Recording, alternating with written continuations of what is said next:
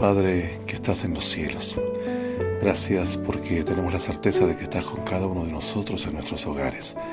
Pedimos ahora que al participar de este culto de adoración podamos hacerlo con el espíritu debido, podamos hacerlo llenos de tu presencia y podamos recibir tu palabra en esta mañana a través de los labios del pastor Bruno Razo. Bendícenos con tu presencia, acompáñanos en estos momentos, te lo suplicamos y te lo pedimos. En el nombre de Cristo Jesús. Amén. Hola mi querido hermano, feliz sábado. Bienvenido nuevamente a nuestro culto de adoración virtual. Hoy nos estará acompañando el pastor Bruno Razo en la predicación. A continuación vamos a tener algunos anuncios. Te mando un fuerte abrazo en Cristo Jesús.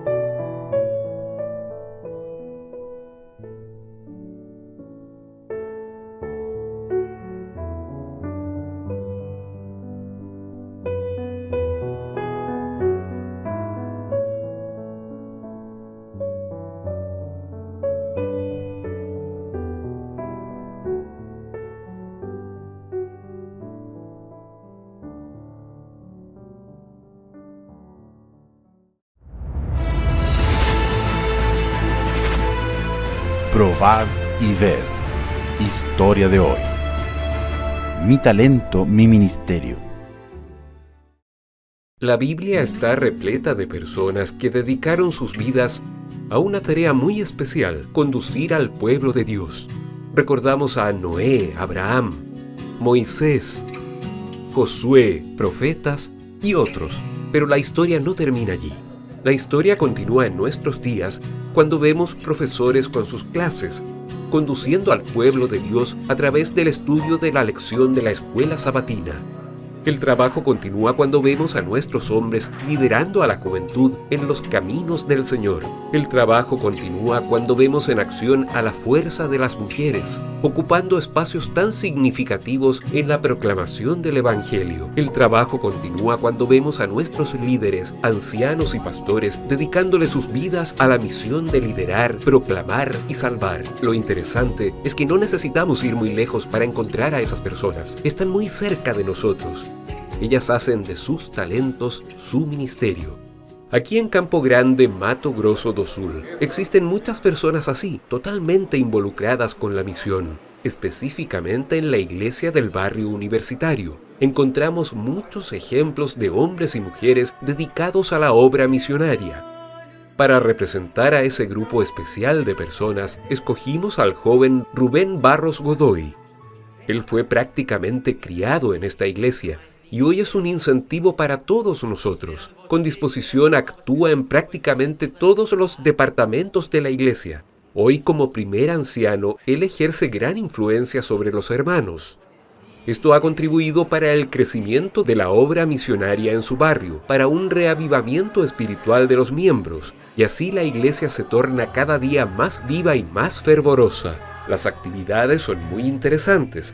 La alabanza congregacional es uno de los puntos fuertes de la liturgia. El tocar el piano y liderar una pequeña banda musical. Rubén está contribuyendo para desarrollar otros talentos y crear un clima de participación, espiritualidad y adoración. Rubén es un verdadero líder que no mide esfuerzos para compartir sus conocimientos bíblicos. Su influencia es determinante y la utiliza con bondad y amor al abrir la palabra de Dios para los jóvenes y su iglesia.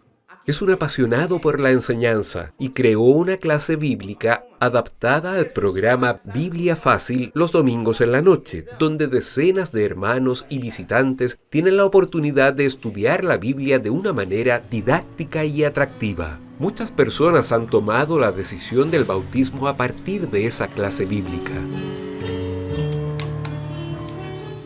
Decidido a dedicarle todo su tiempo a la predicación del Evangelio, Rubén además ofrece estudios bíblicos en las casas de los interesados. Uno de los motivos que hacen de la iglesia del barrio universitario un lugar tan activo espiritualmente es el gran coro, que reúne a gente de varias edades. El coro existe hace más de 18 años, siempre bajo el comando y dirección de Rubén. Él también es consejero espiritual del Club de Desbravadores Herederos del Rey e instructor de Orden Unida. Su conducta cristiana y su liderazgo ha llevado a los miembros de la iglesia a realizar cosas importantes. Una de ellas es la realización de un gran sueño: inaugurar la nueva iglesia construida al lado de la iglesia actual. En su trabajo como profesor universitario de ingeniería eléctrica, Rubén siempre da testimonio de su fe. ¡Qué bendición para la iglesia cuando vemos jóvenes que se dedican a vivir una vida en misión, haciendo de sus talentos sus ministerios! Y de esta manera son capaces de construir una historia de victorias en sus comunidades. ¿Qué tal ser un joven así? Probad y ved. Y ahora les invito a este momento especial de adoración a través de los diezmos y las ofrendas. Que Dios les bendiga.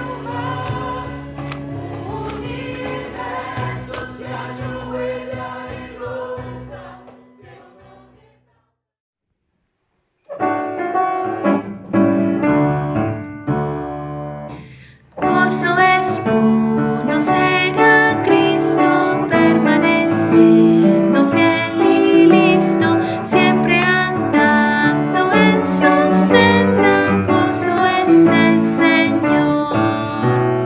Gozo es ser del testigo, gozo es Cristo por amigo y disfrutar de su presencia. Gozo es el Señor. Alegre estoy, no importa si hay aflicción, ya sé el secreto, es Cristo en mi ser. Gozo es Cristo a mi lado, siento alivio del pecado, pronto iré al santo cielo. Gozo es el Señor, gozo es el Señor.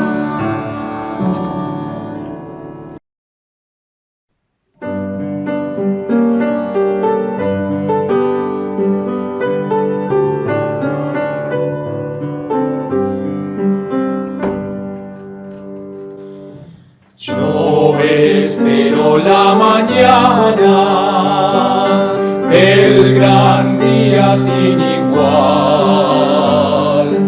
el cual dicha eterna emana y deleite perenal, esperando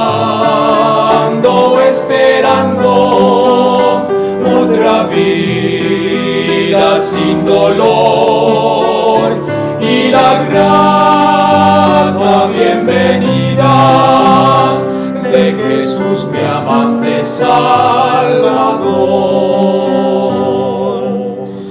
Yo espero la victoria de la muerte al fin triunfar, recibir la eterna gloria y mis sienes coronar, esperando otra vida sin dolor y la grata bienvenida de Jesús mi amante Salvador.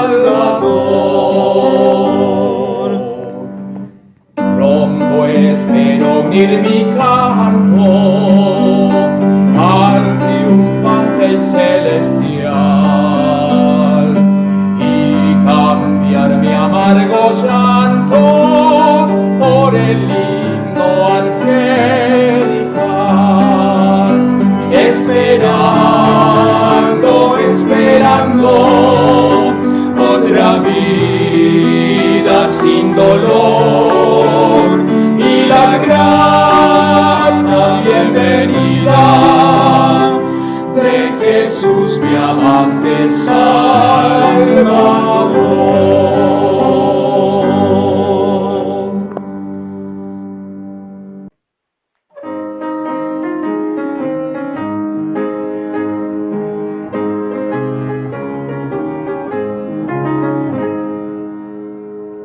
Todas las promesas del Señor Jesús son apoyo poderoso de mi fe. Mientras lucha aquí buscando yo su luz, siempre sus promesas confiaré. Grande las promesas son, fieles las promesas son, todas las promesas que el Señor ha dado. Grandes, fieles las promesas, en ellas yo por siempre confiaré. Todas las promesas para el hombre fiel, el Señor por su palabra cumplirá. Y confiado sé que para siempre en él, paz eterna mi alma gozará. Grandes, fieles, todas las promesas que el Señor ha dado. Grandes, fieles, en ellas yo por siempre confiaré. Todas las promesas del Señor serán gozo y fuerza en nuestra vida terrenal.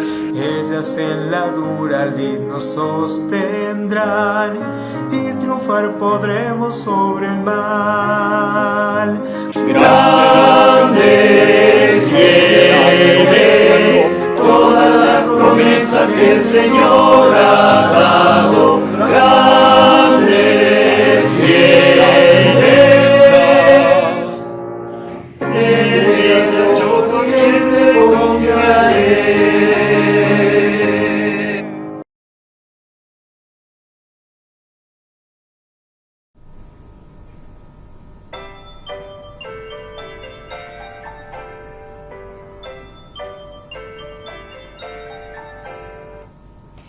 Llegó la hora de la historia para todos nuestros niños. Y la historia tiene un título. El título es La paciencia. Había un hombre que iba a asumir la primera vez a su trabajo oficial. Así que un día recibió a su gran amigo que fue a despedirse y le dijo: sobre todo, ten paciencia. Y siguieron charlando como grandes amigos. Y de nuevo, el amigo le dice al hombre: y sobre todo, ten paciencia. El hombre le agradeció: gracias, siempre lo recordaré. Y charlaron. De pronto, el amigo le vuelve a decir: y sobre todo, ten paciencia. Y el hombre le dijo: siempre lo recordaré, gracias. Y por cuarta vez, su amigo le vuelve a decir: y sobre todo, ten paciencia. El hombre estalló y le dijo: basta, ¿Crees que soy tonto? Ya me has dicho 4 veces la misma advertencia. Sí, es muy difícil ser paciente. Nosotros tenemos que aprender en la Biblia. Hay versículos muy lindos que Jesús dejó para nosotros. Y en Efesios 4:2 nos dice así: con toda humildad y mansedumbre, soportándoos con paciencia los unos con los otros en amor. Solitos no vamos a poder tener esa paciencia, pero vamos a pedir a Jesús que nos ayude. Vamos a hacer amén para que Jesús nos ayude todos los días. Querido Jesús, te damos muchas gracias por este sábado. Muchas gracias por esta historia. Y te queremos pedir, Señor, que nos ayudes a tener paciencia. Gracias, Dios. Bendice a todos nuestros niños de la iglesia. Acompáñalos y dales un lindo sábado. En tu nombre. Gracias, Dios. Amén. Amén.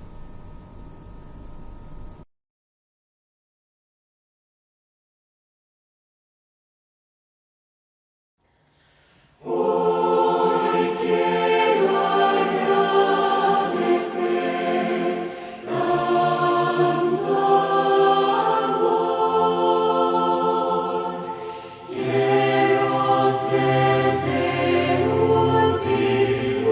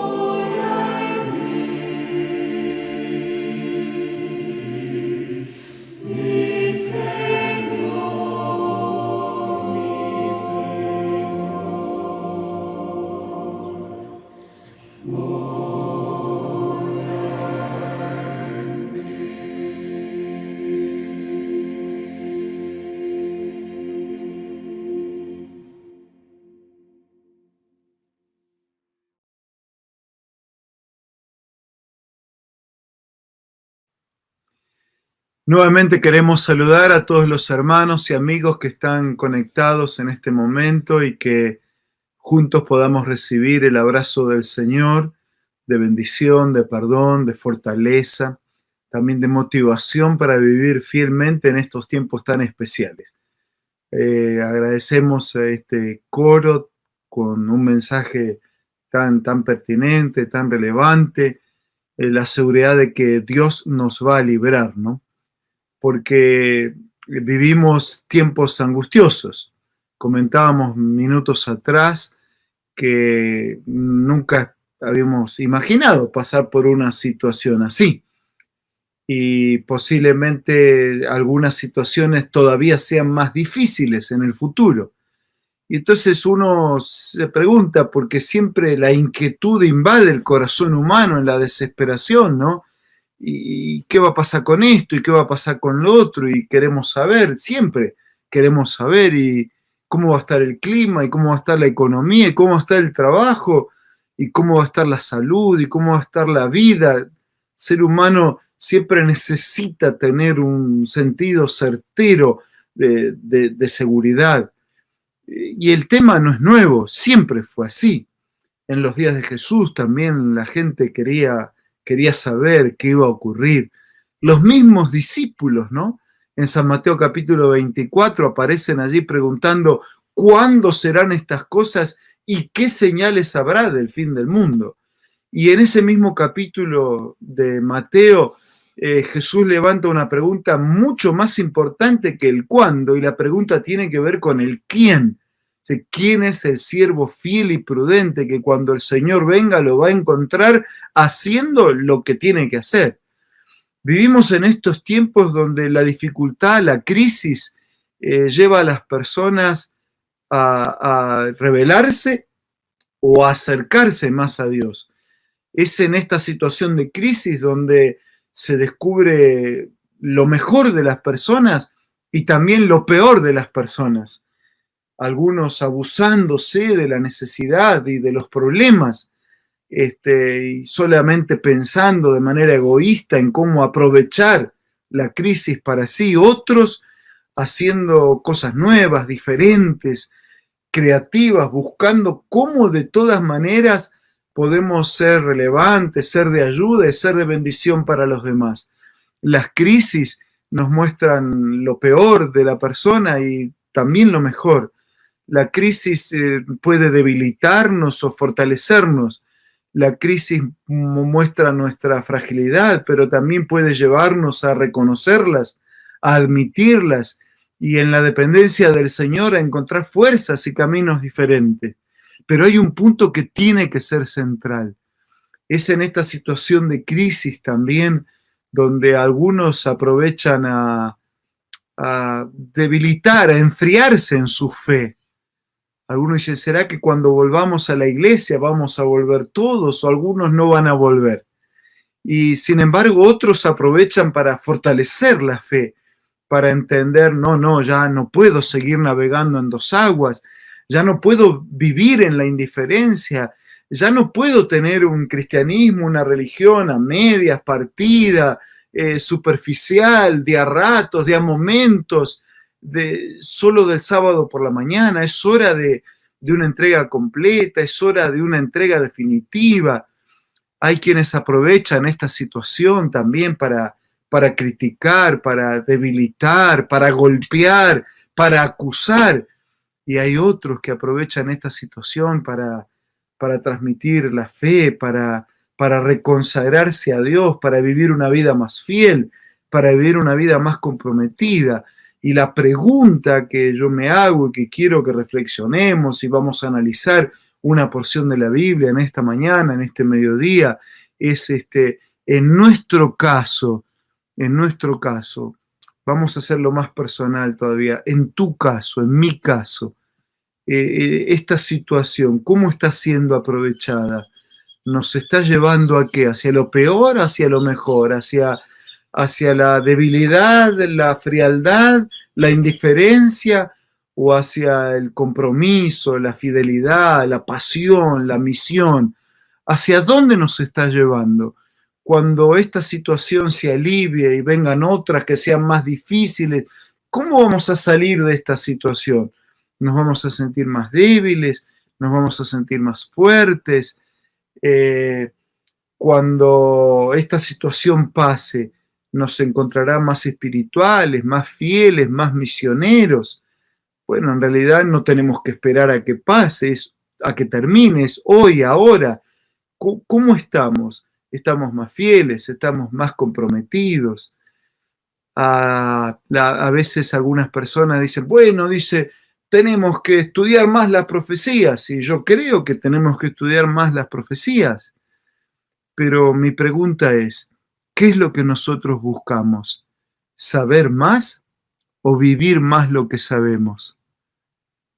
Al fin de cuentas, decía Gerson, allá al final no nos van a preguntar cuánto sabemos. Lo que nos van a preguntar es qué hicimos con lo que sabíamos. A veces queremos así tener, ¿no? Está el cuadro, la estructura, el dibujo, el diseño. Somos expertos en explicar, somos expertos en alarmar, podemos ser expertos en profetizar o en advertir, en amonestar, o podemos ser expertos en colocarnos en las manos del Señor para que el Señor nos haga expertos en vivir. Yo en esta mañana, más que concentrarme en profecías, quería concentrarme en un profeta. Porque más que responder la pregunta ¿cuándo serán estas cosas?, creo que necesitamos responder la pregunta ¿quién? ¿Quién es el siervo fiel y prudente que no solo sabe, sino que vive lo que sabe?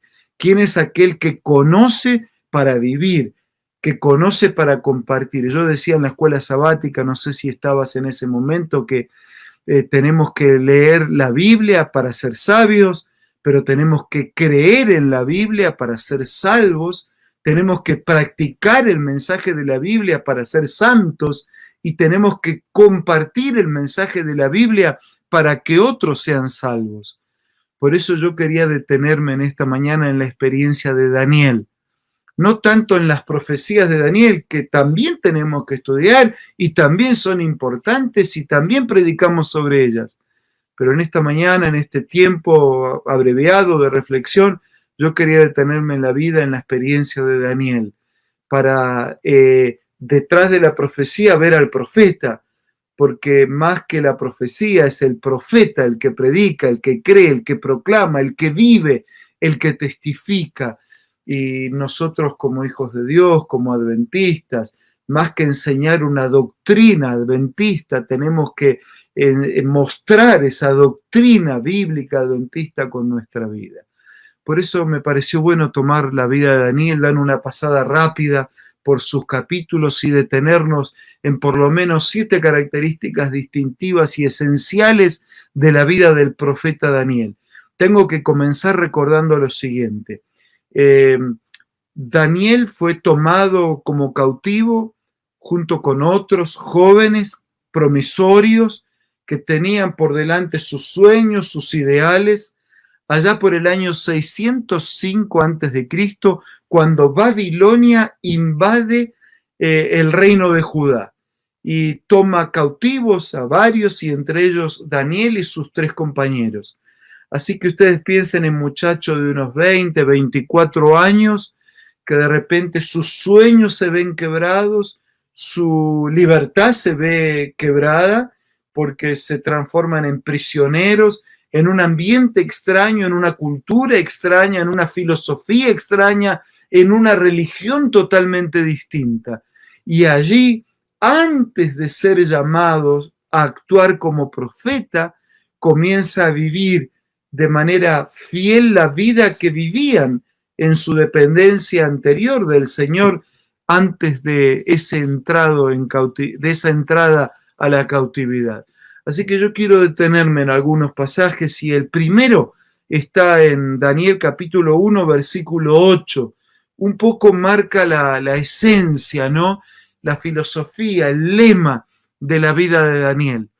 En el capítulo 1, versículo 8 dice Daniel: propuso en su corazón no contaminarse con la porción de la comida del rey, ni con el vino que él bebía. Pidió por tanto al jefe de los eunucos que no se le obligara a contaminarse. Este es un poco el lema de Daniel, ¿no? Daniel toma un propósito, él toma una decisión. O sea, Daniel y sus compañeros van a enfrentar la peor crisis que había enfrentado el pueblo y que había enfrentado ellos en su corta vida. No estaban preparados para la crisis, como tal vez nosotros no nos habíamos preparado para esta crisis. Pero ¿cómo la enfrentó? La enfrentó, esa crisis única, diferente, la mayor de su vida. Entró allí como a los 20 años, el año 605, y después su vida fue siendo transformada. Dios transforma el problema en bendición. Dios escribe derecho sobre líneas torcidas, y aquel cautivo llega a ser parte de la administración de aquel imperio como un siervo de Dios mientras servía al reino de Dios y al Altísimo. O sea, la vida de Daniel tuvo un propósito. Él propuso en su corazón ser fiel a Dios. Entonces, lo primero que nosotros deberíamos hacer en medio de esta crisis no es preguntarnos cuándo, ni cómo, ni qué, ni por qué, ni quiénes. Lo primero que nos tendría que llevar a posicionarnos frente a la crisis es nuestro compromiso total de dependencia, de comunión, de confianza, de fidelidad con el Señor. Él propuso en su corazón. Y cuando Él propone en su corazón esto, no es solamente no contaminarse con la comida. Claro, la comida y la bebida era parte de lo que Él no quería contaminar, pero Él no quería contaminarse con la filosofía, Él no quería contaminarse con la religión. Él era creyente en un solo Dios, el verdadero, el único. Y allí en el paganismo había una creencia en un montón de dioses. Él no quería saber nada con el montón de dioses. Él no era de los que pensaba que un montón de dioses podía más que uno. No. Él creía en un solo Dios, en el único Dios, en el verdadero Dios, y se jugó por ese Dios. Eso es lo que hizo Daniel en la crisis. No le era fácil, era un muchacho, estaba en una universidad, eran los únicos con esa fe, con esa creencia, con esa filosofía, con ese estilo, con esa convicción. No estaban ayudados por la familia, que no la tenían, no estaban ayudados por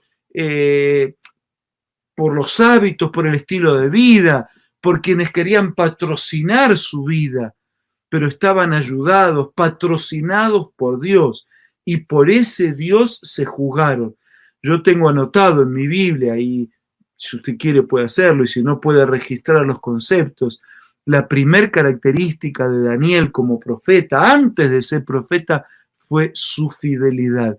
Si yo quisiera hacer una comparación y utilizar a Pablo, por ejemplo, como una ilustración, yo soy un apasionado por Pablo, su vida, su misión, me movilizan siempre, apasionado por Cristo, apasionado por la tarea de la iglesia. Cuando él se encuentra, porque él también tiene un encuentro y tiene una crisis, su vida comienza con una crisis. Él iba hacia Damasco para perseguir y destruir, y resulta que Dios le oscurece todo, y cuando le oscurece todo, se le ilumina todo. Y él hace una pregunta que iba a ser el lema de la vida, y es lo mismo que Daniel hizo. Con otras palabras, Pablo preguntó: Señor, ¿qué quieres que yo haga? Y Daniel dice, Daniel propuso en su corazón no contaminarse. ¿Por qué propuso no contaminarse? Porque en realidad él propuso estar ligado con Dios, dependiente a Dios, ser consecuente con Dios. Así que la primer característica de este profeta que está detrás de la profecía, porque el pastor Néstor Cerdá hablaba, ¿no?, de que siempre hay un contexto, hay un detrás de escena, y detrás del profeta, detrás de la profecía de Daniel está el profeta Daniel, ¿no? Su primer característica fue la fidelidad inconmovible. Elena de White, cuando habla de él, dice humilde dependencia y completa confianza, y lo vamos a seguir hablando a medida que avancemos. Me gustaría ir al capítulo 2. En el capítulo 2 nosotros vamos a encontrar una segunda característica de Daniel. Allí en el capítulo 12 está todo aquel tema, que el faraón tiene la visión, que no se acuerda del sueño, que pide lo que nadie había pedido, ¿no? Porque había gente especializada para interpretar sueños, pero no había nadie que supiera recordar el sueño. O sea, ni se acordaba el sueño. Y cuando le pidieron que él explique, él estaba dispuesto a explicar por sus conocimientos, pero dice, no, pero lo que está pidiendo nadie lo pidió y no hay nadie que lo pueda hacer, dijeron los especialistas. Pero cuando le pidieron a Daniel que explicara, miren lo que ocurrió. Si nosotros vamos al capítulo 2, el versículo 18, dice que para que pidieran misericordias del Dios del cielo sobre este misterio, a fin que Daniel y sus compañeros no perecieran como los otros sabios de Babilonia. Y dice que el secreto le fue revelado a Daniel en visión, por lo cual bendijo Daniel al Dios del cielo. O sea, segunda característica de Daniel como profeta es la dependencia. Daniel no solo fue fiel, Daniel fue dependiente. O sea, la vida cristiana comienza con una entrega, pero continúa porque la entrega es permanente. La fidelidad de ayer se reitera hoy y para reiterar la fidelidad hay que reiterar la dependencia. La vida de los sabios estaba en juego y posiblemente la vida de ellos también. Este hombre había pedido lo que nadie había pedido. Los graduados en la universidad no podían resolver el problema. Y Daniel tampoco podía, pero Daniel sabía que dependiendo del Señor podía encontrar. Tal vez sientas que no tienes todas las preguntas, tal vez el miedo que invade a otros te invade a ti también, tal vez no sabes cómo se resuelven algunas cosas, pero sí sabes que dependiendo del Señor podemos ser victoriosos. Entonces Daniel nos muestra aquí que no hay misterio que no se resuelva cuando nos refugiamos de manera dependiente del Señor. Las preguntas que nadie puede contestar, el Señor contesta. Los problemas que nadie puede resolver, el Señor resuelve. Las situaciones enmarañadas. Elena de White dice, Dios tiene 1000 maneras para ayudarnos a hacer las cosas donde nosotros no vemos ni una sola. Pero hay que tener la humildad que tuvo Daniel. Daniel tuvo que decir, no, señores, yo esto no lo resuelvo, no está en mí resolverlo. A veces en la crisis nosotros queremos aparecer como los maestros que vamos a ayudar a la gente a resolver las situaciones. No, nosotros tenemos que aparecer como los que necesitamos depender del Señor para hacer una ayuda. No somos nosotros, es el Señor a través de sus hijos que puede ser una ayuda y una bendición para los demás. Primer característica de Daniel, fiel. Segunda característica de Daniel, la fidelidad del Señor. Si yo sigo en el avance de estos capítulos, ¿verdad?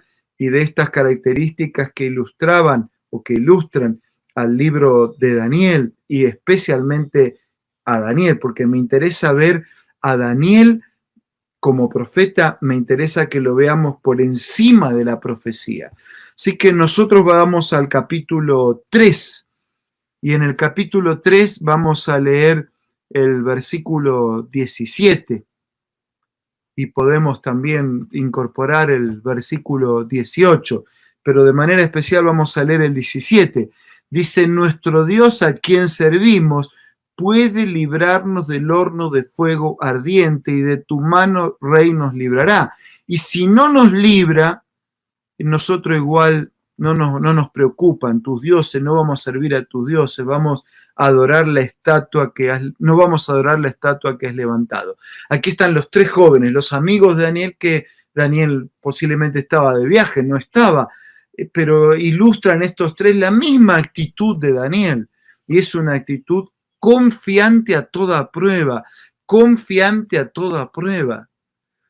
En el capítulo 3, después que Daniel le explicó por revelación de Dios el devenir de la historia, ¿no? Desde Babilonia, Medo-Persia, Grecia, Roma, la caída del Imperio Romano, la división en los reinos en Europa, y después esa parte de la estatua, de la imagen que representa la actual división de un mundo dividido, corrompido, la piedra no cortada con manos que viene y va a terminar con la historia humana. Después de eso, parece que Nabucodonosor se animó porque le gustó ser la cabeza de esa imagen y mandó a hacer aquella estatua para que lo adoren. Y los muchachos decidieron no adorar, pero como tenían simpatía por ellos, quisieron darle oportunidad. No hace falta que nos des oportunidad, no hay nada que pensar, pero cuidado que hay peligro para ustedes, no importa el peligro, no importa el precio a pagar, no importa el costo a pagar. Aquellos muchachos fueron confiantes a toda costa, a riesgo de cualquier precio. Y ustedes conocen la historia, yo no me voy a detener en todo el relato y en todos los relatos, simplemente quiero espigar la frase central de cada uno de esos relatos. Pero ustedes conocen que el horno fue calentado 7 veces más, que los que le tiraban se quemaban, que adentro no había 3, sino que había 4. El Señor no nos promete vida sin hornos, lo que el Señor promete es su compañía en medio del horno, que el fuego no nos va a quemar, no promete vida sin hornos, promete fuego sin que queme. ¿Y por qué? Porque hay alguien en medio del fuego al lado nuestro, y aquellos muchachos que pagaron el precio vieron fortalecida su fe y su dependencia del Señor. Daniel tuvo que enfrentarse en un foso, pero los leones no pudieron con Daniel. Y Jonás tuvo que enfrentarse con un pez y con un mar, pero ni el pez, ni el mar, ni la profundidad pudieron con Jonás. Y Elías tuvo que enfrentarse con la cueva, que era también la cueva de su miedo y de su depresión, pero no fue la cueva la que terminó con Elías.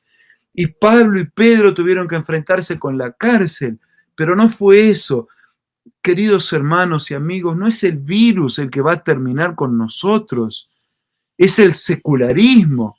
Es la falta de interpretación del mensaje de la Biblia, es la falta de dependencia del Señor, es la falta de fidelidad que va a terminar con nuestra fe, que va a terminar con nuestro foco, con nuestra fidelidad y que finalmente va a terminar con nuestra vida. A veces es la dificultad lo que nos lleva a Dios de una manera que no vamos cuando no hay dificultad. Y el Señor que muchas veces nos habla en tiempos de bonanza y no escuchamos, porque cuando habla suave, parece que es más fácil escuchar otras voces.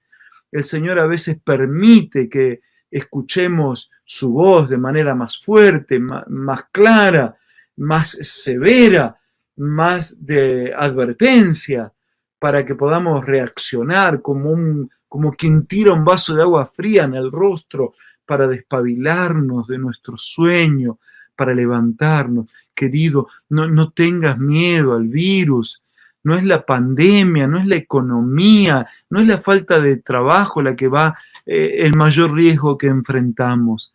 El mayor riesgo que enfrentamos es vivir una vida a mitad de camino con el Señor.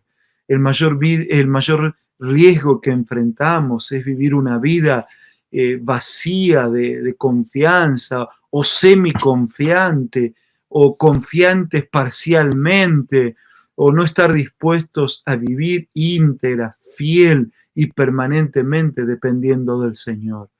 Por eso, de nada sirve que yo sea un experto en explicar las profecías si no vivo como el profeta. De nada sirven mis títulos de teología si yo no vivo la sencillez, la simpleza del mensaje del Evangelio incorporado en mi práctica tan claro, tan evidente, tan fuerte, que casi ni va a hacer falta que hable, porque la gente va a escuchar al ver la predicación que mi vida transmite. Ese fue Daniel. Esos fueron los compañeros de Daniel. Vayamos al capítulo 4 para leer el versículo 8 y encontrar otra característica.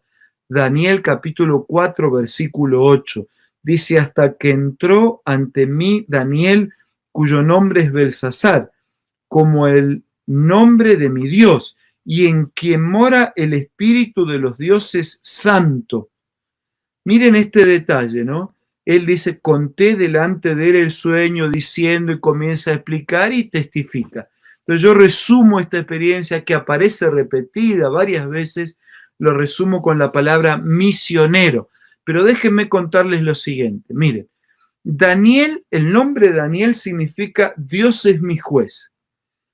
Con el nombre, cuando los padres ponían el nombre, lo que estaban poniendo era lo que deseaban fuese la característica del hijo o el sueño del hijo alcanzar en la vida o el propósito del hijo. Así que el propósito para Daniel era ser misionero, ¿no? O sea, el propósito era que cuando hablaran de Daniel, la gente dijera, el Dios de esa persona es juez, Dios es mi juez, es justo, es soberano, es supremo. Ese era el nombre.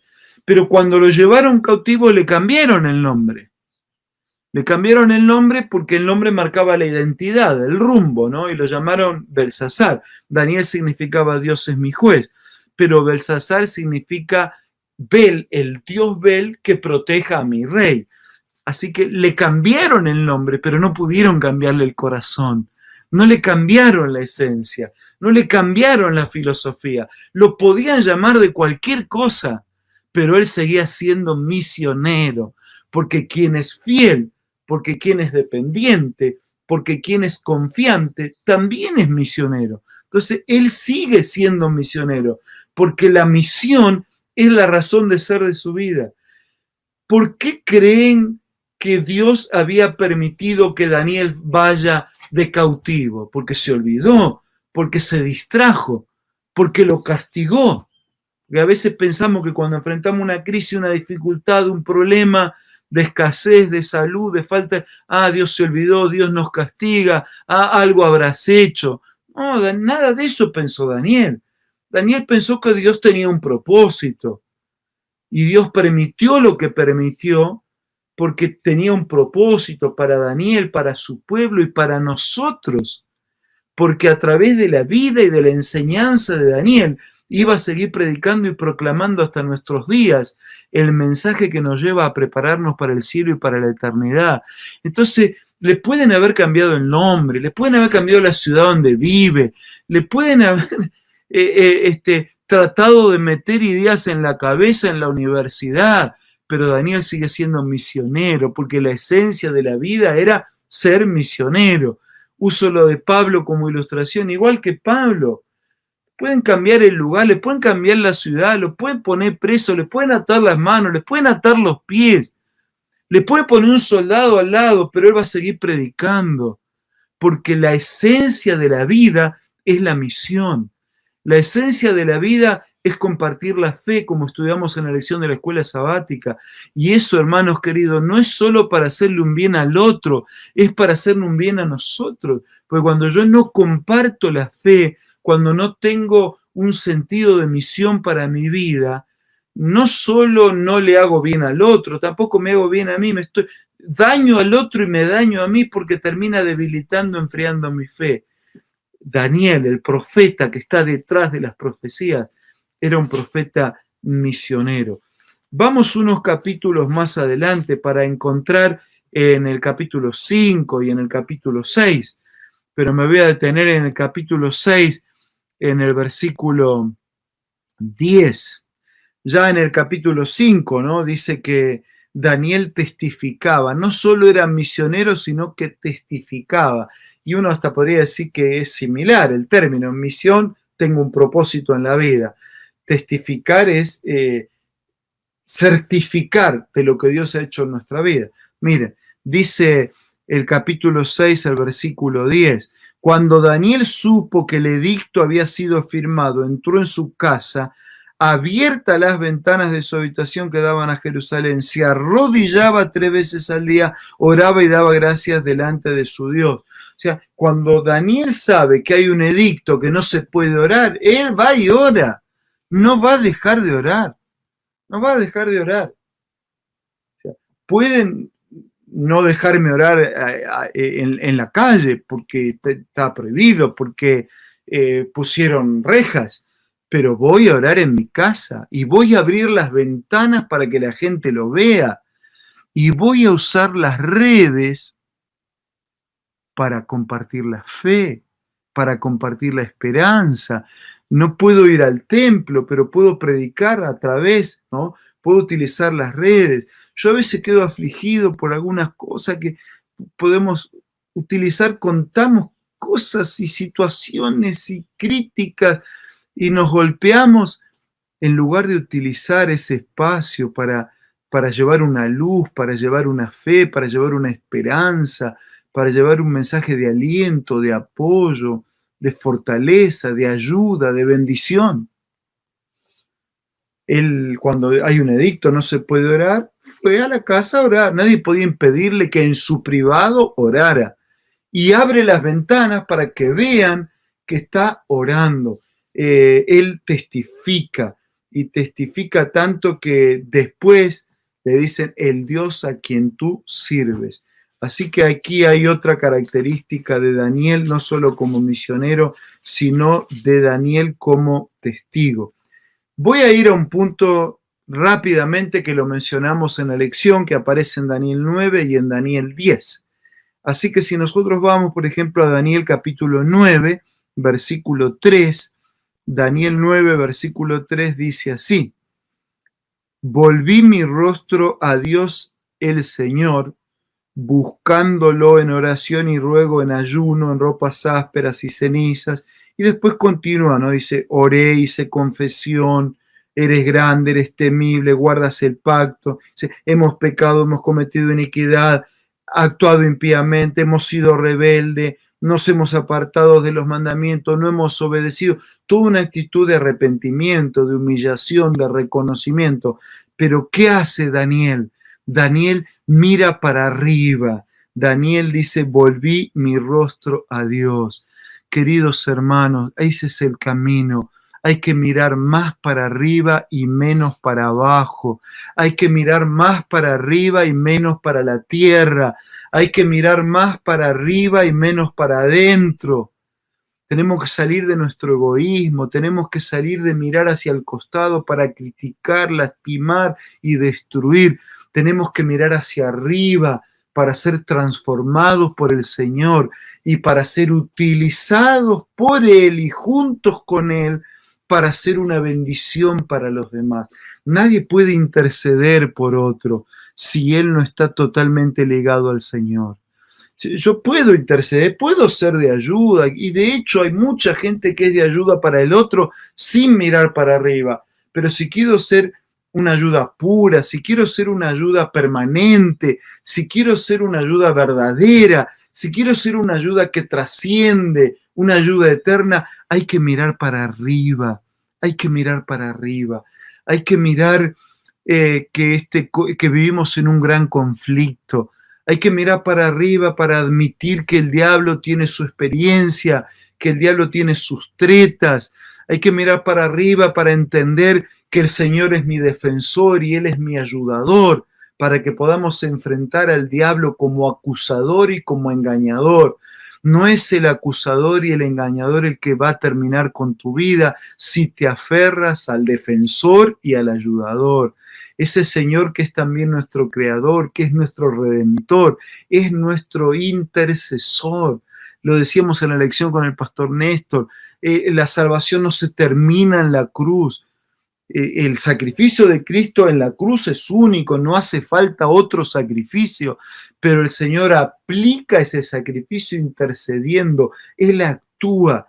Él está listo para perdonar, Él está listo para fortalecer, Él está listo para guiar, Él está listo para tomar tu fragilidad y transformarla en fuerza.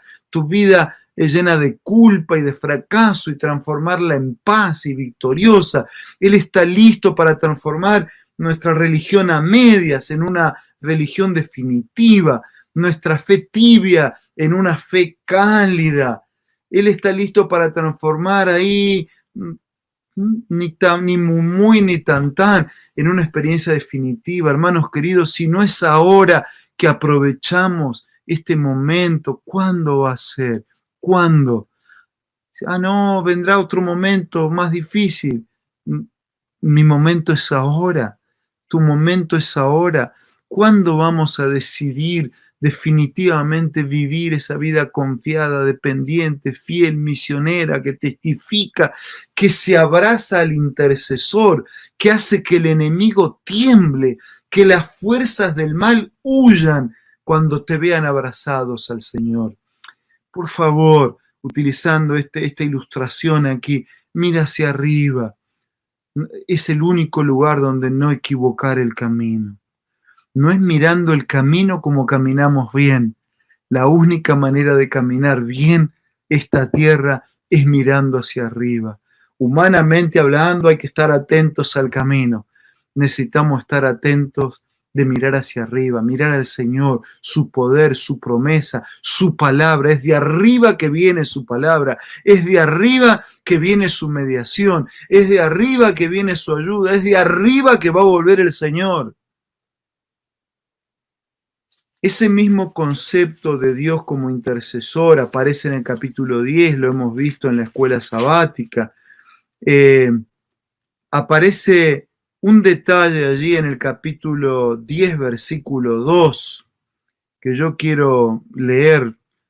10:2, solo recordando un detalle que vimos allí en la escuela sabática, ¿no?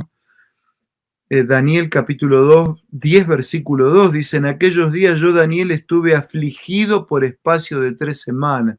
Y ahí está toda la historia, ¿no?, de la aflicción de Daniel y de la búsqueda del Señor en oración, o sea, intensamente. Y yo quiero destacar acá eso, la intensidad de Daniel. Tenemos que tener una oración intensa, un estudio intenso de la palabra, una fe intensa, una fidelidad intensa. O sea, la intensidad habla de continuidad, habla de intencionalidad. ¿Saben cuántos años tenía David cuando escribió esto? Tenía 90, había llegado con unos 20, 22 años y ahora tenía 90. Aquel muchachito que había propuesto en su corazón y que había sido usado poderosamente por Dios en distintos momentos para marcar la historia de su pueblo y para mostrar a su pueblo las cosas que iban a suceder hasta el fin de los tiempos. Su físico se iba debilitando, pero como dice Pablo también, mientras el cuerpo interior puede ir desgastándose, el hombre interior, la fe, la esperanza, la confianza, la dependencia del Señor se hace más fuerte. Necesitamos vivir intensamente la fe. Queridos hermanos y amigos, a veces nosotros ponemos intensidad en tantos temas, ¿no? Ponemos intensidad en una discusión política, ponemos intensidad en una discusión deportiva, ponemos intensidad en tantas cosas, ponemos intensidad en sueños materiales para la vida, en proyectos de estudio. Somos intensos, perseverantes, colocamos todo. ¿Cuánto más necesitamos ser intensos en estas cosas que tienen que ver con la vida y con la muerte? Con quedarnos en esta tierra para siempre, para la destrucción definitiva, o vivir mirando hacia el cielo, para que un día podamos ser definitivamente parte de esos cielos y de esa tierra nueva. Y terminando, yo voy a Daniel capítulo 12. Y en Daniel capítulo 12, en el versículo 3, hay unas expresiones, pero yo quiero detenerme un poquito más que el versículo 3, así que voy a relatar un poco de este capítulo. Este capítulo nos habla del tiempo del fin, ¿no? Ahí nos habla un poquito del cuándo, ¿no? Dice en aquel tiempo, ¿no? Después que todas esas cosas que Daniel fue relatando, que ya explicó en el capítulo 2, después de esa división, después de esa Europa dividida, después de esa búsqueda de los reinos, de pegarse como el hierro y el barro, dice, después de aquel tiempo se va a levantar Miguel, el gran príncipe, ese que ya apareció en el capítulo 10, que se levantó contra el otro príncipe, pero tu príncipe, nuestro príncipe, puede más que cualquier príncipe de este mundo. Nuestro príncipe, el único, el verdadero, el intercesor, el redentor, el salvador, el ayudador, el defensor, se va a levantar. Dice, ese que está de parte de los hijos del pueblo, y será un tiempo de angustia cual nunca fue desde que hubo gente hasta entonces. Quiere decir que hacia adelante vamos a esperar tiempos todavía más difíciles, más complejos, tan difíciles que el mismo registro sagrado dice que esos días serán acortados por causa de los escogidos. Pero dice que esos días no solo serán los más difíciles, tiempos de angustia como nunca hubo, sino que también será aquel tiempo en que será libertado el pueblo y todos los que se hayan escritos en el libro de la vida. Hacia adelante nos espera un tiempo de angustia como nunca hubo, pero en lo peor de la noche viene el glorioso amanecer. Detrás de ese momento más oscuro, más difícil, de mayor angustia, viene el más glorioso amanecer. Serán tiempos tan difíciles que llegará el momento que el tiempo de gracia y oportunidades habrá terminado para todos. Pero no puedo especular, por eso yo no quiero insistir en el análisis del cuándo, no puedo especular y cuándo y cómo. Lo que quiero es decir, hoy, ahora, nosotros tenemos que decidir vivir fielmente, preparándonos para ese día que puede ser mañana o que puede ser ahora. Mi día puede ser ahora. Mi tiempo de angustia puede empezar y terminar ahora. Mi tiempo de gracia puede terminar ahora. Entonces es ahora. Y dentro de un instante, si sigue siendo mi ahora, es ahora. Y es ahora y es el ahora. Es ahora y cada momento ligado, conectado, intensamente vivido con el Señor. Y el versículo 3, el versículo 2 dice que cuando eso ocurra, los que duermen en el polvo de la tierra serán despertados, uno para vida eterna y otros para vergüenza y confusión perpetua. Y entonces el versículo 3 vuelve otra vez a nuestro sentido y propósito de la vida. Los entendidos resplandecerán como el resplandor del firmamento, y los que enseñan la justicia a la multitud resplandecerán como las estrellas a perpetua eternidad. Esto es lo que nos espera para los que viven la tierra, pero mirando hacia arriba. Esto es lo que nos espera para los que, más que conocer profecías, quieren conocer y vivir como el profeta. Solo explicar la profecía, sino vivir a la altura de la profecía. No solo entender los tiempos, sino vivir a la altura de los tiempos. No solo hablar de crisis, sino vivir como en tiempo de crisis, preparándonos para el día cuando las crisis terminen para siempre. Ese tiempo de angustia cual nunca hubo, ese tiempo que antecede, la parte más oscura de la noche, que antecede al más glorioso amanecer.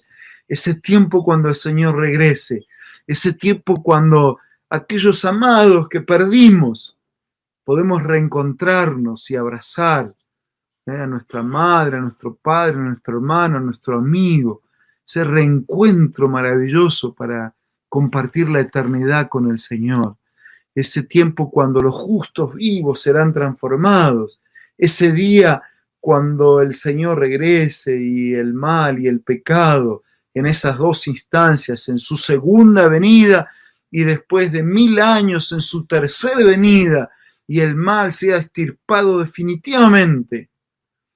Ese día cuando la vida sea plena, cuando Dios cumpla el propósito del que nunca desistió, salvarte por la eternidad.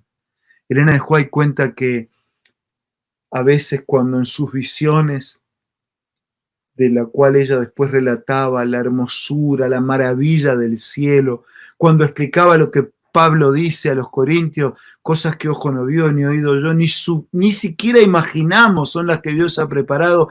Elena de White dice que se sentía tan bien en ese lugar, pero tan agradable, tan descansada, tan realizada, tan llena, que no quería salir de la visión, ¿no? Que quería quedar, que quería permanecer. Ese cielo maravilloso que nos espera. Dice, los entendidos resplandecerán como el resplandor del firmamento, y los que enseñan la multitud, los que viven fielmente, dependientemente, confiadamente, los que pagan el precio, los que son testigos, los que son misioneros, los que intensamente viven su fe y la esperanza, viven para eso, hablan para eso, sueñan con eso. Esos que saben que un día daremos cuenta no de cuánto sabíamos, sino de cómo vivimos lo que sabíamos. Esos van a resplandecer para siempre como la luz de una estrella, ¿no? Ese Dios que nos ha llamado a hacer luces. En Jueces dice, brillen los que te aman. En Isaías dice, levántate y resplandece. En Malaquías dice que el sol de justicia ha nacido sobre ti. En Mateo dice que sobre ti se ha visto la luz para que los otros vean esa luz, ¿no? Así alumbre tu luz delante de los hombres. Esos que por la presencia de la luz iluminan, un día van a brillar como la luz de una estrella a perpetua eternidad. Por eso, querido hermano, querido amigo, yo quería hablar así al corazón en este momento. Al cerrar nuestra reflexión, quiero contarles una historia y quería invitarme a renovar esa entrega, esa confianza, ese compromiso. Si hay alguien que nos está escuchando, que la vida caminó allí a mitad de camino, o la fe se enfrió, o fuiste lejos de Dios, este es el momento de volver a Dios. No, si Dios permitió esta situación, no es para que te vuelvas más débil, más miedoso, más derrotado, sino para que te vuelvas más fuerte, más fiel, más misionero, más intenso y más intencional en la búsqueda de la eternidad. Déjenme contar una historia del pasado, que es una ilustración fuerte del punto con el que quiero cerrar. Esta historia es la de un atleta americano de origen italiano, Luis Zamperini, que está registrada en un libro que lleva el título de Invencible. Es una historia de supervivencia, de valor, de resistencia en medio de la Segunda Guerra Mundial. Y ese libro llegó a convertirse en un bestseller, leído por muchísimas personas. Yo no quiero quedarme en esa historia, yo solo quiero utilizar esa ilustración, porque esta historia no termina bien, pero hay otra historia que termina bien. Este muchacho este niño tuvo una infancia muy, muy difícil, pero apoyado por su familia luchó para salir del alcohol, de los vicios, para enfatizar su vida en el ejercicio físico, en el atletismo. Entonces comenzó a cuidar su salud, venció y comenzó como estudiante a ganar carreras. Primero allí por el año 1934 superó el récord escolar en 1 milla, logró una beca en la Universidad Sur de California, compitió en los Juegos Olímpicos de Berlín en el año 1936, tuvo una buena clasificación en los 5.000 metros, batió el récord de una vuelta en 56 segundos, llegó a constituirse en el americano más joven en batir ese récord, en alcanzar ese récord y en mantenerlo. Con 19 años era el deportista olímpico americano más joven. Después se alistó en el Cuerpo Aéreo del Ejército de los Estados Unidos en 1941, fue enviado como bombardero a la isla del Pacífico y en el año 1946 con el avión, la avioneta en la que iban, se estrellaron en el océano. Viajaban 11, 8 murieron y 3 quedaron a la deriva allí en medio del océano. Él, McNamara y Phillips, con casi nada de comida, sin agua, tuvieron que subsistir con el agua que bebían de la lluvia y que podían juntar. Tenían que subsistir a base de peces y aves crudas, mientras se defendían del ataque de los tiburones, de las olas, de la soledad, del sol abrasador que castigaba, que dañaba. Y así estuvieron sorteando tormentas y peligros. En el día 47 de estar así a la deriva, después de haber perdido en el día 33 a un compañero, 2 de los 3 llegaron a la isla Marshall. Pero no es que terminaron sus penurias, allí fueron captados por la Marina Imperial japonesa, fueron tomados como prisioneros, severamente golpeados, maltratados hasta el final de la guerra allí en agosto de 1945. Pero después de la guerra, Samperini conoció a Cristo, ¿no? Y lo aceptó como su Señor y Salvador. Y decidió prepararse para ser un ministro religioso. Y se transformó en un predicador del Evangelio y en un portador de la esperanza. Y decidió buscar en su tierra natal a los que habían sido sus torturadores para ofrecerles perdón. Y muchos de aquellos que lo habían torturado, impresionados por esta actitud, alcanzaron la salvación por el testimonio, por la Biblia viva de este que predicaba al buscar para ofrecerles el perdón. Una historia de valor inquebrantable, una historia de un espíritu casi invencible, un luchador que pudo contra casi todo, pudo contra prejuicios, pudo contra vicios, contra injusticia, pudo contra bombardeos, contra naufragio, contra el hambre, con el clima, con los tiburones, los maltratos, la injusticia, la cautividad, las torturas, el odio, pudo casi con todo. Pero cuando tenía 97 años en Los Ángeles, falleció víctima de la neumonía. Pudo con casi todo, pero la neumonía finalmente pudo con él. Pablo dice, y Daniel también, que cuando Jesús regrese, lo corruptible se vestirá incorruptible, que lo mortal se vestirá de inmortalidad, que el aguijón que nos ha inyectado el veneno del pecado será destruido, que el aguijón que nos inyectó el veneno mortal será destruido. El último sorbo del dolor será terminar con el dolor. El último sorbo del dolor será terminar con el dolor. Será la muerte de la muerte. Y a diferencia de Luis, estos sí, como dice Daniel, resplandecerán como estrellas a perpetua eternidad. Estos sí serán inquebrantables, invencibles, inmortales, vida sana, vida plena, vida para siempre.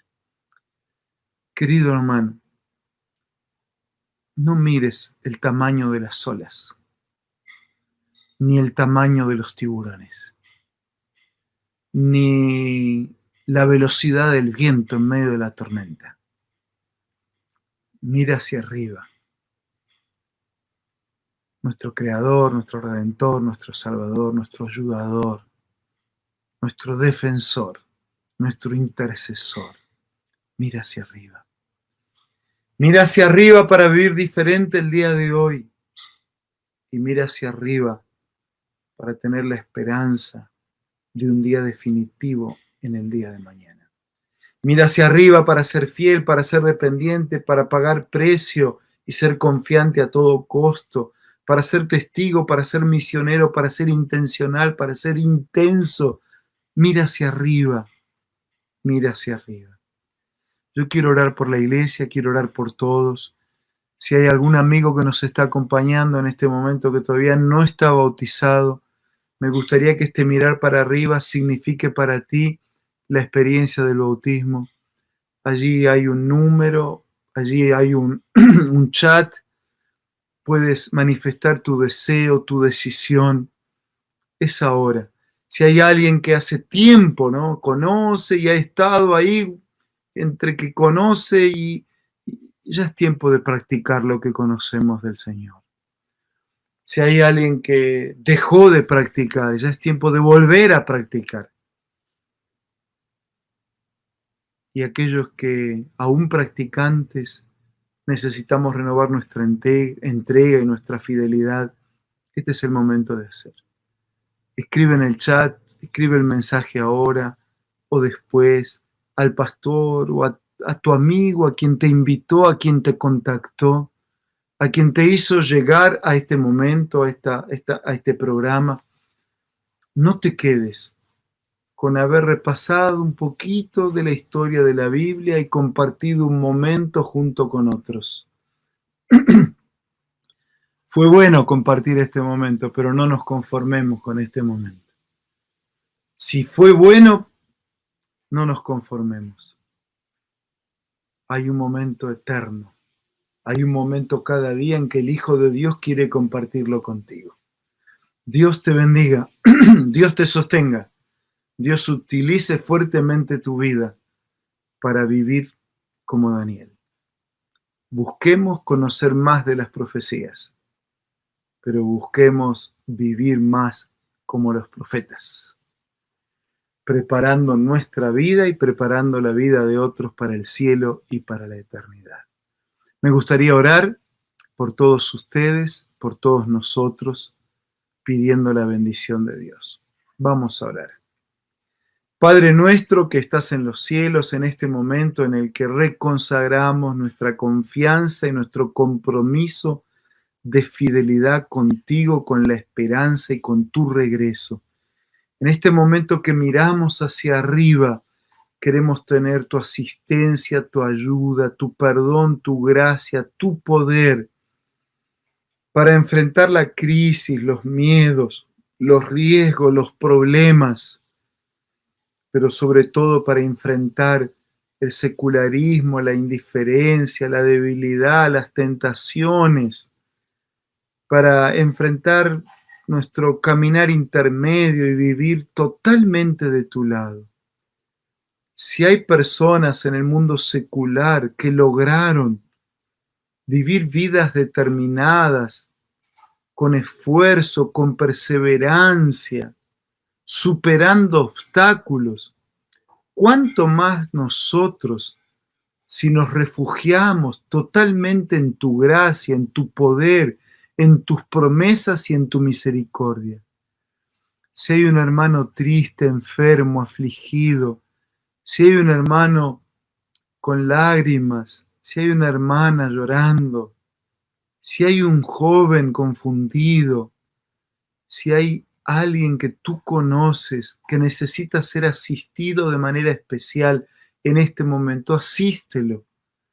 Y que también alguien, otra persona, un amigo, un hermano, pueda ser el recurso que se acerque para ayudar, para sostener, para fortalecer, para salvar. Si nos hemos sentido ofendidos por algo que un hermano, que la iglesia ha hecho con nosotros, que podamos tener el Espíritu de Jesús, perdonar, buscar perdonar y buscar ser perdonados, que podamos acercarnos entre nosotros, acercarnos a ti, y que nada nos impida tener la paz de hoy, la fuerza de hoy, la seguridad de hoy, tu poder para vencer y la esperanza de una vida eterna, de una vida para siempre contigo. Bendice a todos, abraza a cada uno y afirma nuestras decisiones contigo. Lo pedimos, lo agradecemos sin merecer nada. Oramos en el nombre de Jesús. Amén y amén. Un abrazo con cariño, con respeto para todos. Dios te bendiga, te sostenga, te acompañe y que sigamos compartiendo momentos aquí en la tierra que nos edifiquen en la palabra y que pronto podamos juntos compartir los momentos sin fin de la eternidad. Un abrazo y muchas bendiciones para todos. Un abrazo.